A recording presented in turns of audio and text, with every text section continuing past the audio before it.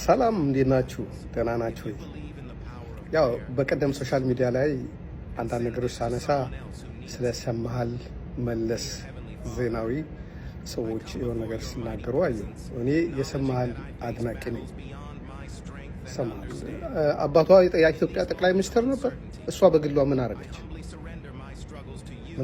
ይህ ማለት መለስ ዜናዊ የጓድ መንግስቱ ኃይለማርያም ልጆች ፓስፖርት ተከልክሎ በነበረበት ሰዓት አባታቸው እንጂ እሱ ምን አደረጉ ብሎ ፓስፖርት ስጧቸው ብሎ እንደተባለው ተብሏል። ብቻ ሳይሆን ፕራክቲካል የሆነ ነገር ነው።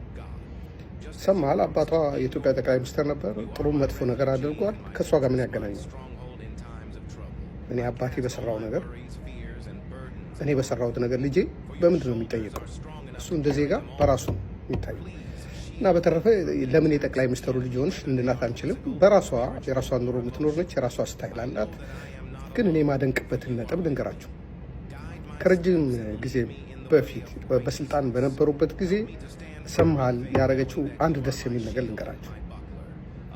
አንድ ምሽት አዲስ አበባ ጎተራ ኮንዶሚኒየም የሚኖረው ጓደኛዬ እንደ ማንኛውም ጊዜ መኪናውን አቁሞ ወደ ቤቱ ገብቶ አረፍ ብለዋል።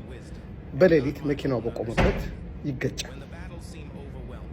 እንግዲህ የአካባቢ ጥበቃዎችም አላዩም። ማንም ሰው መኪናው መገጨቱን ያየ የለም። ጠዋት ተነስቶ ወደ ስራ ለመሄድ ወጥቶ መኪናው ጋር ሲደርስ መኪናውን ተገጭቶ አየ። መኪናው ተገጭቶ በጣም ማነው የገጨኝ እያለ ሳለ መንጃ ፈቃዷን፣ ስሟን፣ ስልክ ቁጥሯን መኪናውን የገጨሁት እኔ ነኝ እና ማሰራልሃለሁ፣ በዚህ ስልክ ደውልልኝ፣ ጋራጅ ወስደ አሰራውና እኔ ከፍላለሁ ብላ ጽፋ ፈርማ ስልኳን አስቀምጣ መንጃ ፈቃዷን አስቀምጣ ነው ሄደችው። ከስንት ሰው የምታገኙት ነገር ነው። አንድ ሰው የምትለካበት በራሱ ደረጃ ነው። ይህን የሚያደርግ ስንት ሰው ነው ያለው?